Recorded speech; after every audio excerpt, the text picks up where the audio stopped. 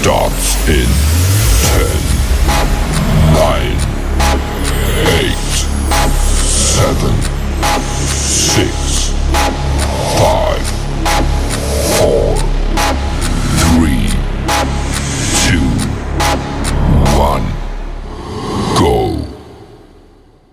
Greetings and welcome. We're back. We're actually back. We navigated through some of our technological issues. It was something pretty minor, and we're grateful. Again, a special shout out to none other than visionary Queen Angela for just making my return to the kings and queens of the airwaves really powerful. This is Queen Mother, Dr. Chinzira. My broadcast really focuses on Speaks, building a new legacy, and really bringing some different highlights of not just news, but just positive, uplifting things in the midst of chaos that is impacting all of us. So I'd like to always start the way that we have been accustomed to starting. Just take a really deep breath and hold it for a count. Today is really powerful because there's a lot of energy in our universe. Let that breath out. This is a great time for persons to spend quality engagement with family, loved ones, friends, those that authentically support and house some energetic love vibes for how you live, how you pray, how you worship, how you fellowship, how you are engaged in recreation, how you breathe, how you dance, how you sing, how you write.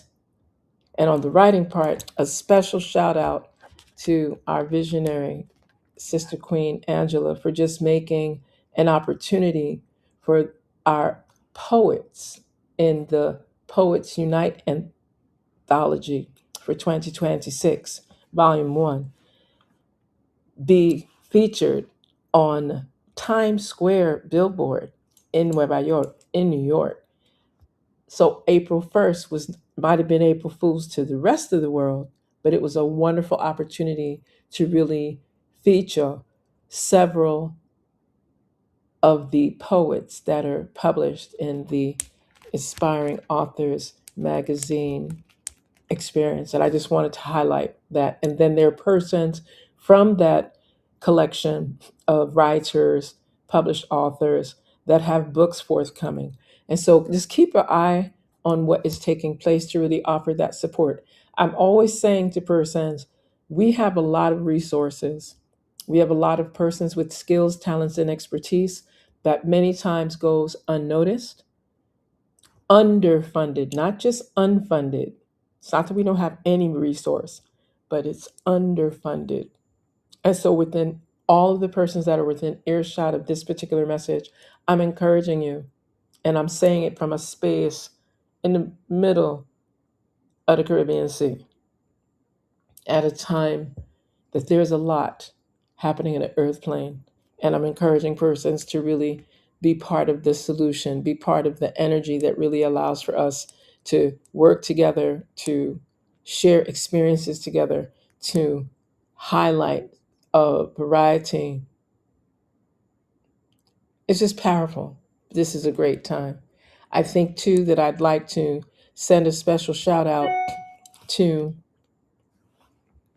the brothers and sisters who have observed various significant international days.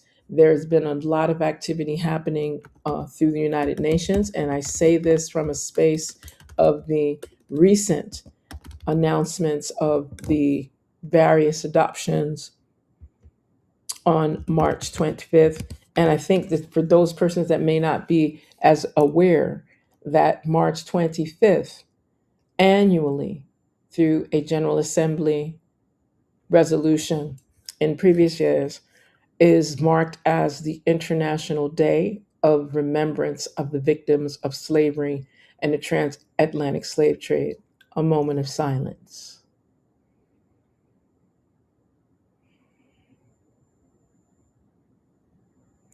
And here we are, a week and one day later, And there were several significant happenings on that particular day, at least this year.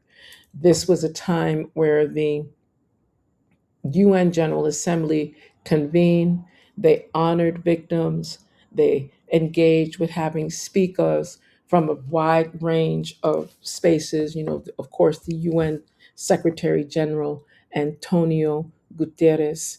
There was also General Assembly member Anna Annalena Baerbock. There were others. There was the significant presentation by the Honorable President of the Republic of Ghana, John Mahama, where there was a significant reading of the proclamation. At this point, it's just it's deeper than that in regard to the transatlantic slave trade being the greatest crime against humanity, and especially because of its influence on the enslaved, the slavers, everyone above, below, and on all sides. It impacted the entire global community, and it definitely shifted industry and development and the essence of humanity and the survivability and resilience thereof. So there's more to share on that. There's other persons that I know will speak to that in forthcoming pieces. I think it's important to know that there was a reparations debate and discussion in regard to repairing the damages done to all impacted by the enslavement, what some persons refer to in this capacity, the transatlantic slave trade. You'll hear persons use more empowering decolonialized terms and referencing it as the enslavement trade, and even elevating to what really took place that we know is trafficking, which just brings the essence of the dehumanizing elements and the degrading elements, the sadistic elements, the masochistic elements, and the psychological damages that are still being worked through the layer of trauma, right, from that whole experience. And this is also a time where there was a significant layer of discussion around other aspects of human rights that are being violated and being publicly and blatantly violated around the globe. The other part that was part of that deep dive, if you would like to look at that, is to highlight that this particular resolution, which when voted upon, there was 123 nations that voted in favor of this resolution, hence seeing the enslavement trafficking of African people and all that it impacted as the gravest crime against humanity. And there were three nations that said no. However, there were more than 50 nations that abstained. And that brings another layer of conversation on how we begin to highlight the pieces. So I want to just share this particular segment. Today we come together in solemn solidarity to affirm truth and pursue a route to healing and reparative justice. And this is coming from the presentation so eloquently delivered by Ghana's President His Excellency John Dramani Mahama. And again, this is with him presenting this before there was a vote on behalf of the 54-member African group, which is the largest regional bloc in the UN. Let's just be very clear. So there was conversations on, quote, the importance of looking at the force nature of generations upon generations of exploitation. I think it's important that these were some of the things that were highlighted, that this trafficking, quote, of enslaved Africans and racialized chattel enslavement of Africans as the gravest crime against humanity by reason of the definitive break in world history, scale, duration, systemic nature, brutality, and enduring consequences that continue to structure the lives of all people through racialized regimes of labor, property, and capital, unquote. I think it's important to just, and I encourage persons, please look at news.un.org and you can begin to see some of the material that I'm even sharing from.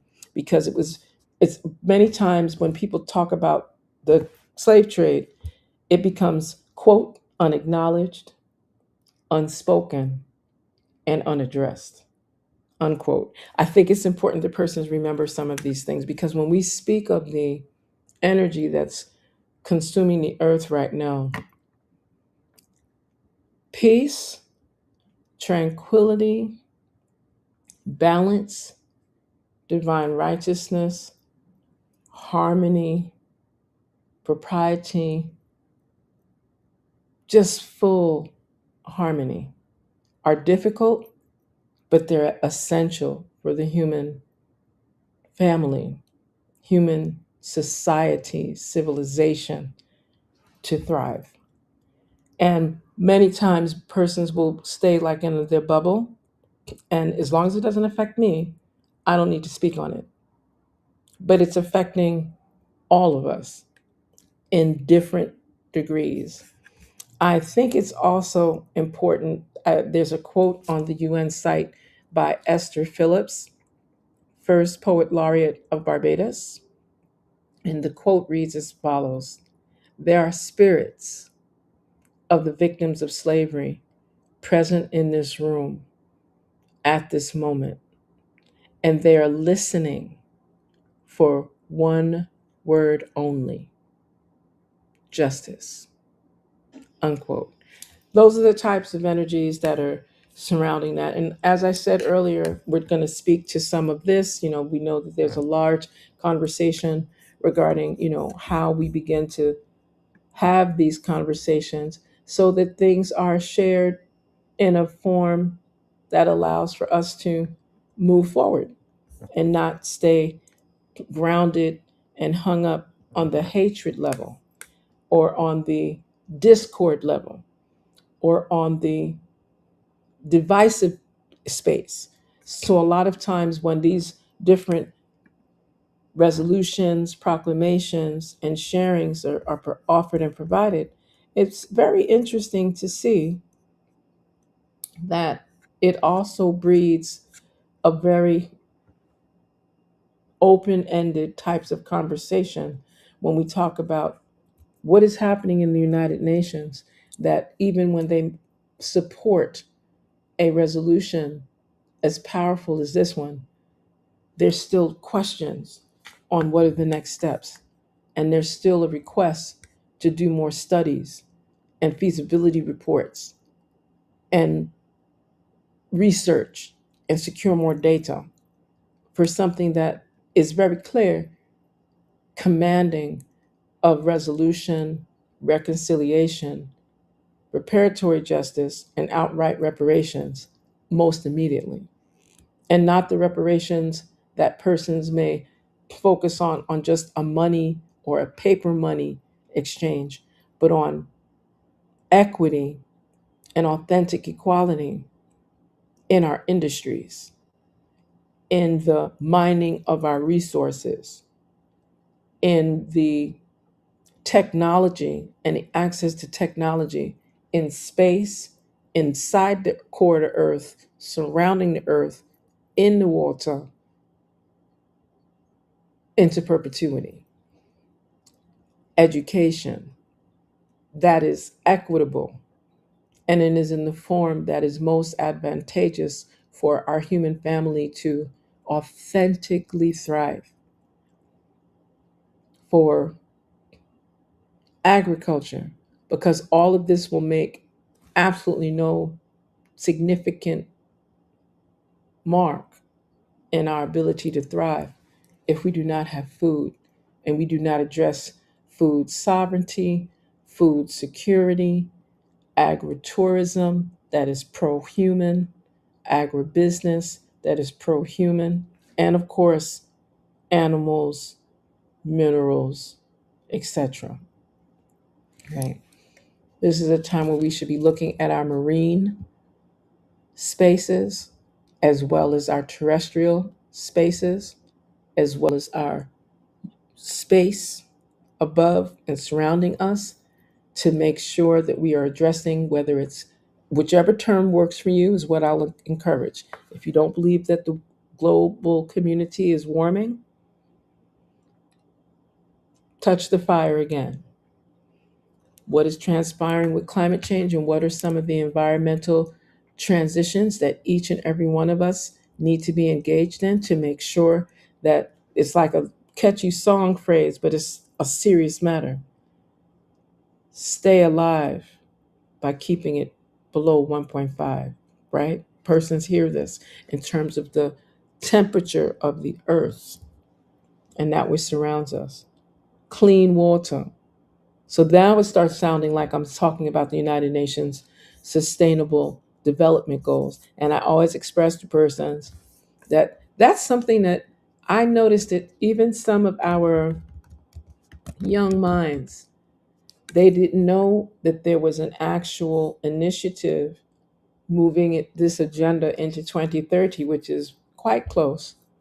As quiet as it's kept, 2030 is right there. It's coming right in these times. It's important that persons are aware of the 17 goals that make up the United Nations Department of Economic and Social Affairs, specific to sustainable development.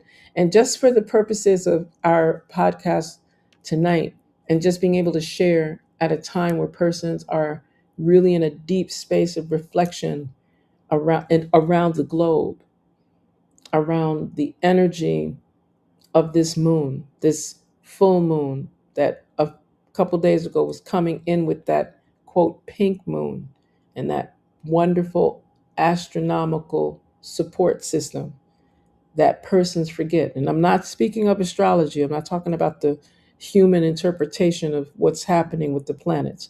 I'm speaking of the scientific aspect of what is taking place, and how our bodies that are made up of more than 70% of water actually are engaged in, are actually experiencing, are actually moving towards. I think it's important that we bring some of this conversation into fruition around this particular time. So, whether persons are honoring and observing Pesach, Passover, whether persons are on the eve of what many refer here in the Caribbean, it's Holy Thursday, there'll be Good Friday, Easter Saturday, Easter Sunday, and nothing is complete until after Easter Monday.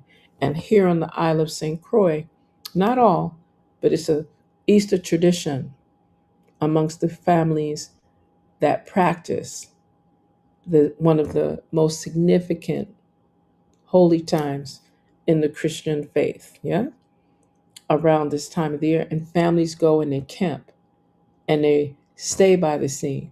And yes, they recreate together. Some people make it a tad more modern, but most of the intention is to be away from the mundane nature of regular life, and to just really be in a space of spiritual upliftment. For some, they fast. Some persons, various ministries may use it as a time for heightening baptisms. Some persons will equate it to what you see in the African American community in the 48 contiguous US as a ring shout. And persons will fellowship and sing songs and praise and pray together around this time of the year. It's not all, and everybody has their different way of engaging. This is also a time amongst the Rastafari faith and movement. And let me be very quick.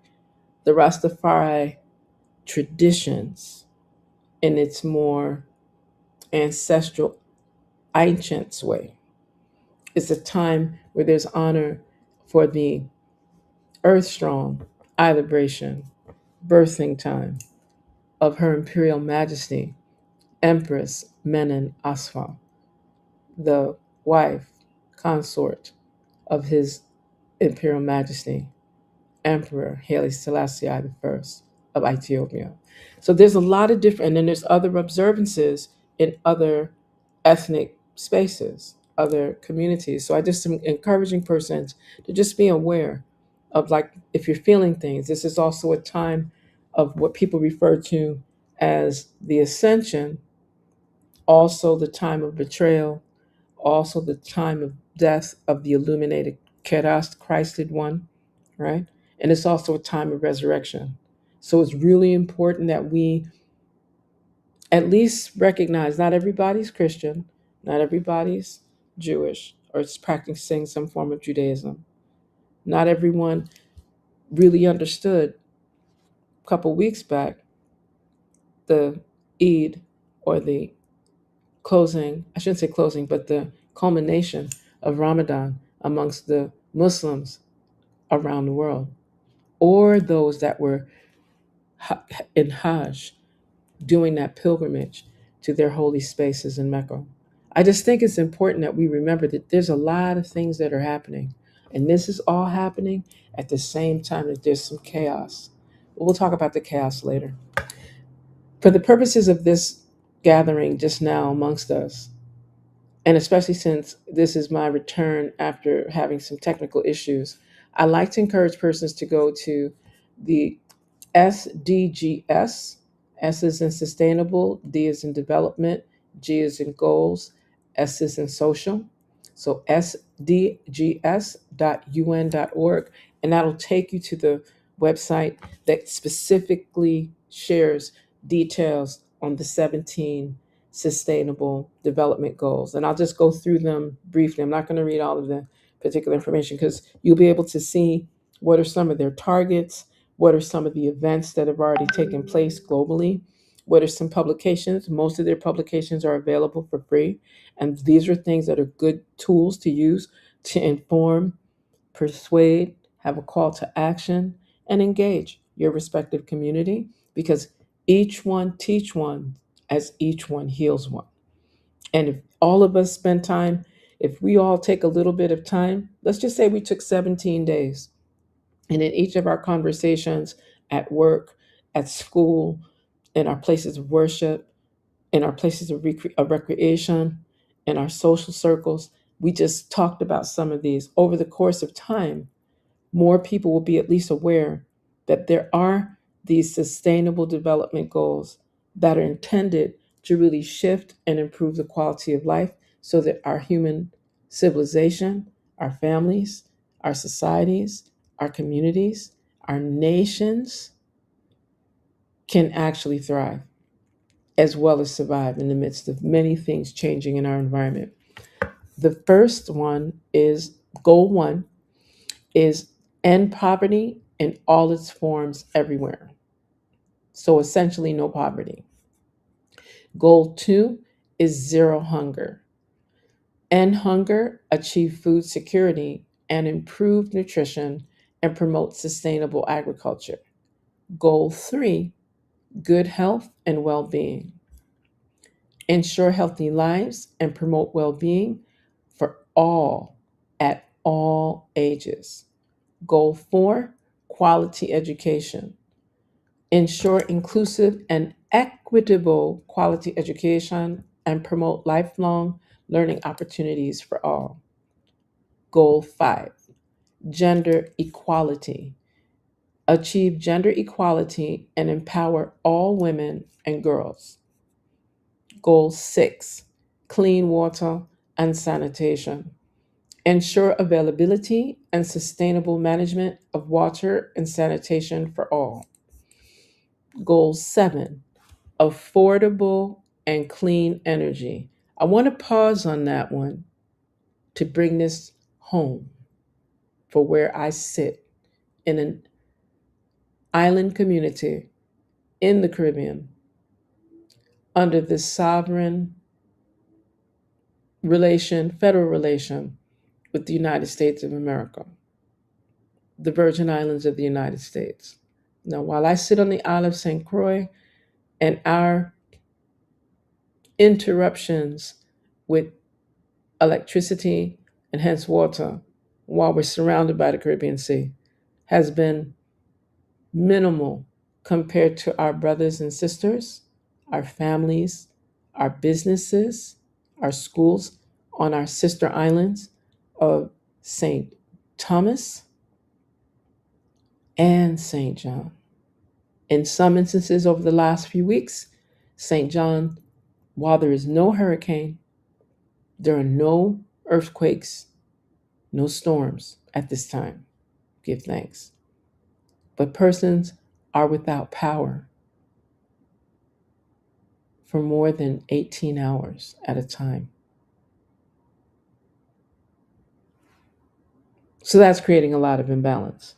And especially during this time of holy engagement, it's just putting a lot of stressors on people, especially our elders, and especially our homebound elders, and especially those that have special needs that are not fully aware of what is taking place, except that the power goes off, the water doesn't run, the pump doesn't happen, all the food that you purchase is spoiling because there's no refrigeration, no power for refrigeration.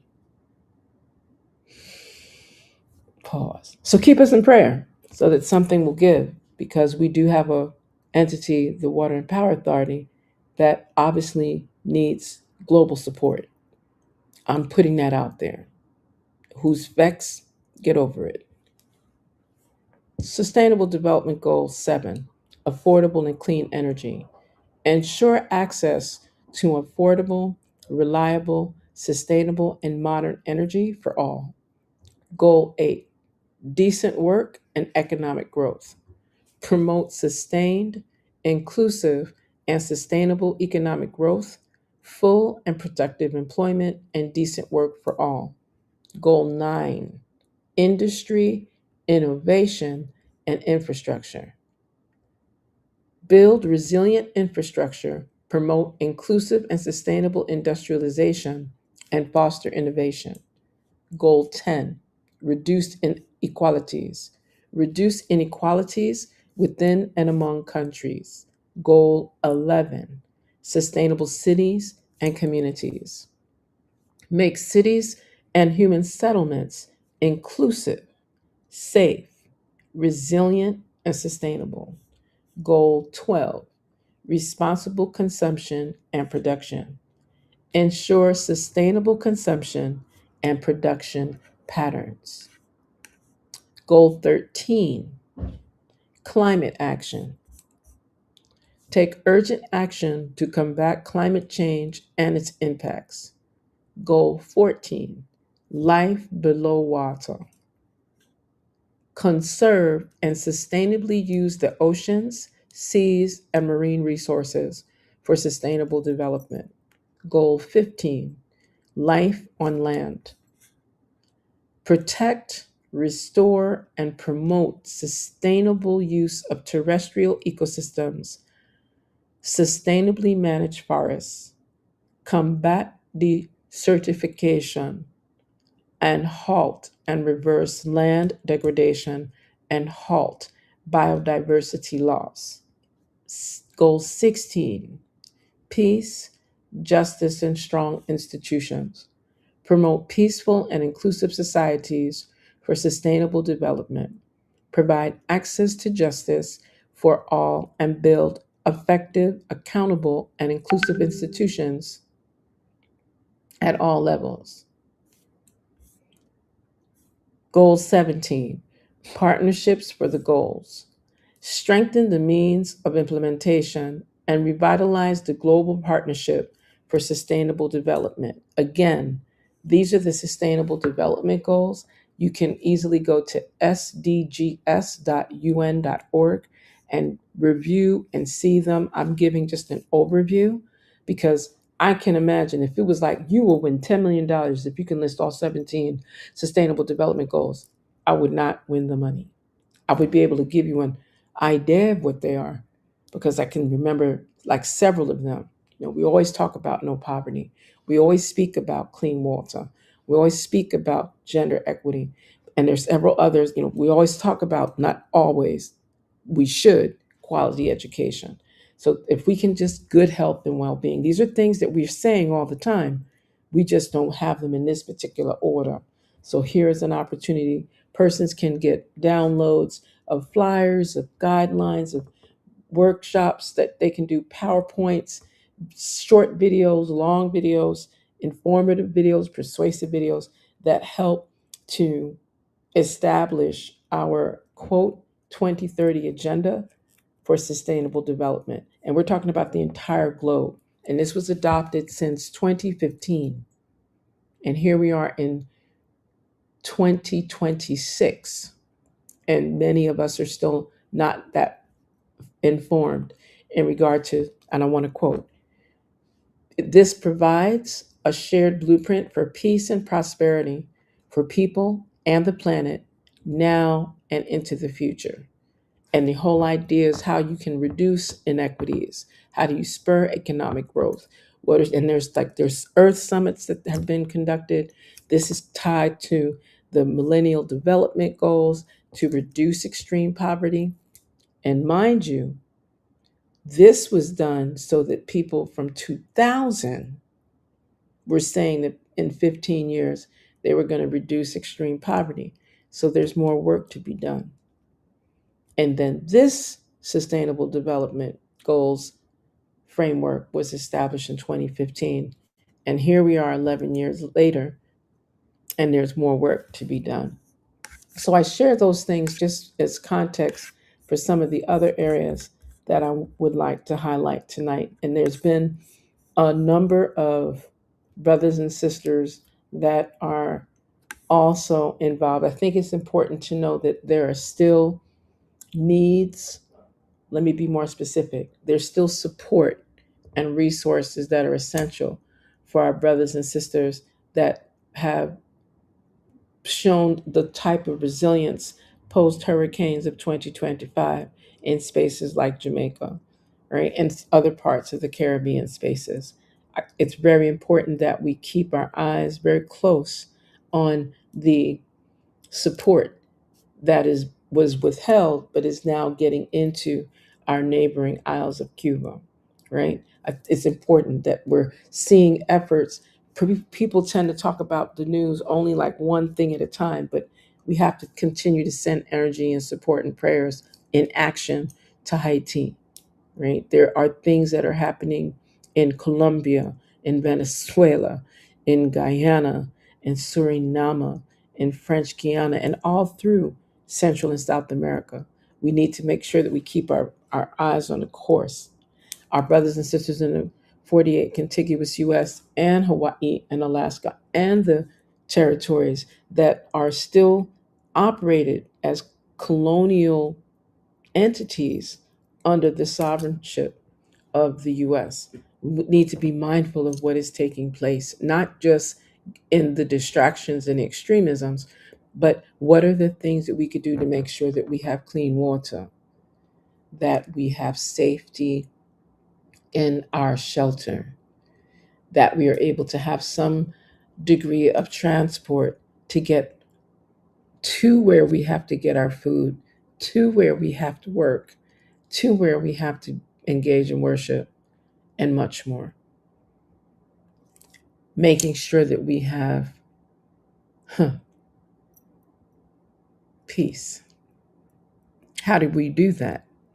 And where are we willing? What are we willing to do together? So I say that part on the what are we willing to do this together through a lens of, there's a number of organizations that are doing humanitarian work to support. People are bringing oil, gas, diesel, etc. People are bringing solar resources. How do we handle our deficiencies in energy around the globe? And why is it that some nations have all the wealth and other nations are still impoverished at a time like this? And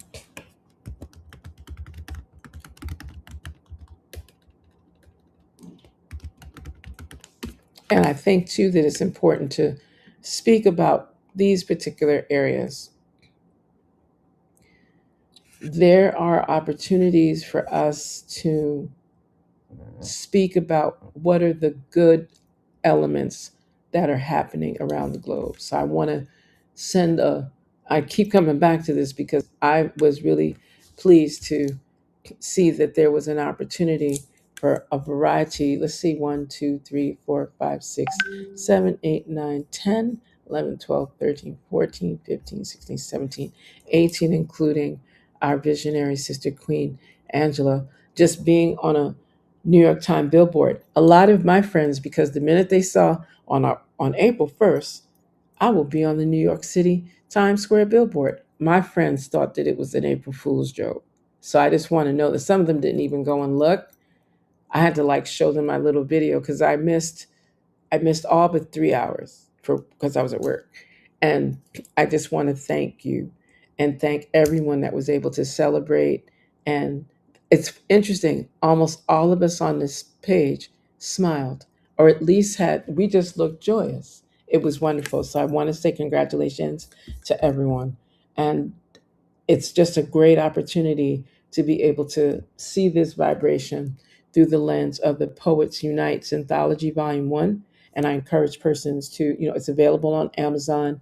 It is already a number one new release. It's a hot new release in terms of in poetry anthologies. And I think this is a great opportunity for each of us. I'm excited and I'm looking forward to sharing. Before we close out tonight, I'll definitely share one of my new pieces because this is getting me to the point where I'm writing more poetic verse. I tend to do a lot of prose and I like to do spoken word, but I'm finding that this is giving my keeping me grounded on the things that I like to express and the way that I like to express them as creatively as is possible. I also want to share with my listeners and those that are viewing that this is also a very engaging time. And when I say engaging, I mean it from a space of looking at, for example, things that are happening around the National Medical Association. And most persons, what is the NMA? But I'm like, they are always about service, excellence, and accountability. And they put out a press statement yesterday. So while most of us were looking at ourselves on Times Square, this was also going on. And I'd like to just share for those persons that are not aware that the National Medical Association, representing the collective voice of Black physicians and the patients we serve, expresses deep concern regarding the escalating health consequences of the ongoing Cuban blockade. This comes following a recent dialogue between NMA President Dr. Roger A. Mitchell Jr. and the Ambassador of Cuba, Tanieris Dieguez. Cuba's healthcare system is currently experiencing severe strain, driven by an intensifying energy crisis linked to restrictions on fuel access. Hospitals and clinics are facing persistent power outages, disrupting life saving services such as neonatal care, dialysis, chemotherapy, and surgical procedures. More than 96,000 patients are currently awaiting surgeries, including thousands of children, as the system is forced to delay care due to limited operational capacity. Fuel shortages are also impairing ambulance services, the transportation of healthcare workers, and the distribution of essential medicines. National pharmaceutical production has slowed significantly, and the stability required to store vaccines and critical medications is increasingly at risk due to ongoing electricity disruptions. The consequences are particularly alarming for vulnerable populations. Shortages of antibiotics, nutritional supplements, and basic medical supplies are contributing to worsening maternal and infant health outcomes, including tens of thousands of children experiencing delays in routine vaccinations due to logistical and energy constraints. From a medical and ethical standpoint, these conditions raise urgent concerns. Access to reliable electricity, essential medicines, and functioning healthcare infrastructure are foundational to modern medicine. When these are compromised, the result is preventable suffering, delayed care, and increased risk of morbidity and mortality. The NMA affirms that health is a human right. Public health systems must be protected from policies that unintentionally or disproportionately harm civilian populations. particularly children, pregnant women, the elderly, and those with chronic or life threatening conditions. As physicians committed to health equity and global health justice, we call for immediate removal of elements of the blockade that have led to the humanitarian and health impacts affecting the people of Cuba. We further encourage dialogue, transparency, and collaboration among the global medical and public health communities in response to the crisis to assist with access to care, medical supplies, and life sustaining resources needed post blockade. The National Medical Association stands in solidarity with healthcare professionals working under constrained conditions and reiterates its commitment to advocating for policies that protect patient care, preserve human dignity, and uphold the fundamental principles of public health. And that is the press statement dated April 1st, 2026, from the National Medical Association, entitled "The National Medical Association Raises Alarm on Public Health Crisis in Cuba." I want to thank my comrade and colleague, Obi Egbuna II, for sharing that particular link and information with us, because there's some colloquia that are in place, and I think it's important that people that are listening recognize that there's a lot that's going on, and it's just important that we are giving people grace, understanding, and authentic justice and inclusivity to the best of our ability to restore the harm done. Again, see how reparations keeps coming up and reparatory justice keeps coming up. So I just needed to make sure that those that are listening, I'm looking forward to having a guest join us on our next podcast of Oz Speaks Building a New Legacy here on Kings and Queens of the Airwaves in the near future. I know that our next regular broadcast will be 2 weeks from now, so that'll be the 16th of April, which is one of my favorite days because it's the day that our youngest daughter was born. And I don't know if I'll get her to join us, but maybe, just maybe, because she has a wonderful business, um, Beauty Mar. I just think, Beauty by Mary, I just think it's awesome. Beauty Bar by Mary. Make sure you say it right, Ma. Beauty Bar by Mary. And she is in Texas. You can pretty much, so she's on Instagram all the time. You know how the young people move. But she's doing really well as an esthetician and providing a variety of not just beautification services, but just making sure that you're well and that you're using the best products that are in harmony with your body system. So she's going to give me some infomercials to add for our next broadcast. But in the meantime, I'm encouraging persons, please be safe. Use this time as a time of reflection around the globe.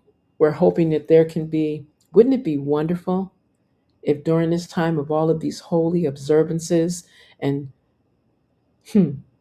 celebrations for some that are very somber, those that are very spiritual, sacred, reflective, wouldn't it be fabulous if there was peace and tranquility, no genocide, no warfare, no rape and domestic violence, mm, no terrorism,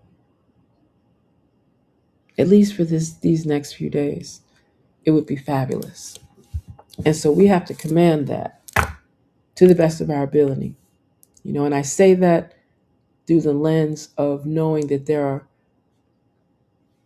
mothers and fathers, grandmothers and grandfathers, families that are mourning acts of violence that have taken the lives of their relatives. And I speak to that from right here in St. Croix, Virgin Islands, where there's still feuds back and forth. And are homicides happening on this small 84 square mile island as recent as earlier this week. So I keep encouraging persons wherever you rest your head, wherever you're giving your energy to, let us just expand that energy so it just restores another layer of peace to the best of our ability. I'm not trying to be fluffy, mushy. I'm just encouraging us to put the Creator by all the names that give veneration and worship. May we be granted peace. May we be granted with tranquility in abundance, along with prosperity in all ways. May the elements of air, fire, earth, water, and spirit surround us and keep us protected during this time where persons are observing this holy week and all the other different iterations that take place during this time.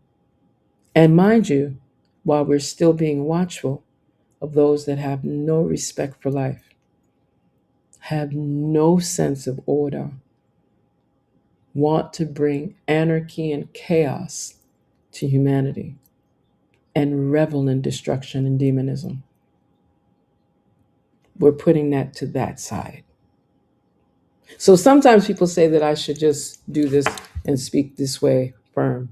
So this was not I have some notes, but the intention was to share what's happening in the area, make sure that we highlight some of the work.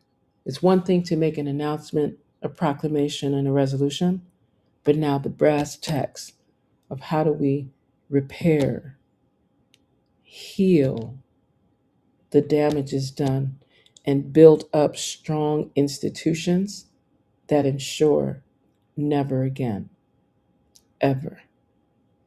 I'm going to say that one more time. Never again, ever. Because now it's time for us to look at the future and bring a future that lets us thrive. So I'm going to pause there. And again, I look forward to you joining Speaks, Building a New Legacy, in 2 weeks here on the Crew podcast. And you can reach me at Speaks, ASTSPEAKS at gmail.com, or you can look for Chenzera Kahina in virtually all social media, as well as Ast Speaks, ASTSPEAKS on YouTube, Instagram, Facebook, and I'm sure a few other platforms. I have young people starting to work on my media. So again, I thank you. And remember, culture heals humanity. Land is our foundation, and spiritual harmony unifies us.